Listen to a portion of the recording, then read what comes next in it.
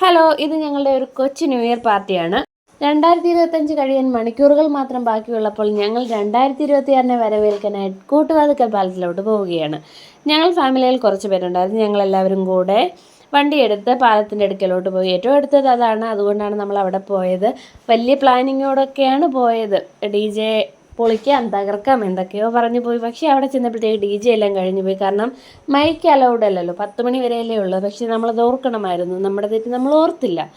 അങ്ങനെ നമ്മൾ കുറച്ച് നേരം അവിടെയൊക്കെ പോയി. പിന്നെ മെയിൻ എന്തുവാ, ഫോട്ടോ എടുപ്പ്, വീഡിയോ എടുപ്പ്. ഒരുപാട് ആളുകളുണ്ടായിരുന്നു, അറിയാത്തവരും അറിയാവുന്നവരും എല്ലാം ഹാപ്പി ന്യൂ ഇയർ എല്ലാവർക്കും വിഷ് ചെയ്തിട്ടാണ് പോയത്.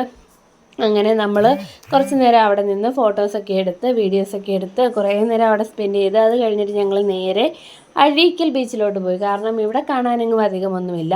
അങ്ങനെ ഞങ്ങൾ നേരെ അഴീക്കൽ ബീച്ചിലോട്ട് പോയി. അവിടെ ചെന്നപ്പോൾ ഒരുപാട് ആളുകൾ, ഇതിനേക്കാൾ ഇരട്ടി തിരക്ക്. പക്ഷേ നമ്മൾ ആദ്യമേ അങ്ങോട്ട് പോയാൽ മതിയായിരുന്നു. നമ്മളേറ്റവും അടുത്തിതായത് കാരണം ആദ്യം ഇവിടെ വന്നു. പക്ഷേ അവിടെയും ചെന്നപ്പോൾ DJ ഒക്കെ കഴിഞ്ഞു. കാരണം അവിടെയും മൈക്ക് അലൗഡ് അല്ലല്ലോ, നമ്മളതൊന്നും ഓർത്തില്ല.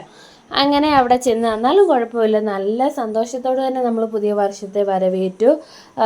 എല്ലാവരും കൂടെ, ഒന്നാമതേ ന്യൂ ഇയർ എന്നല്ല, ഏതൊരു പാർട്ടിക്കും എല്ലാവരും കൂടെ ഒത്തുചേരുമ്പോൾ ഒരു പ്രത്യേക സന്തോഷമാണ്.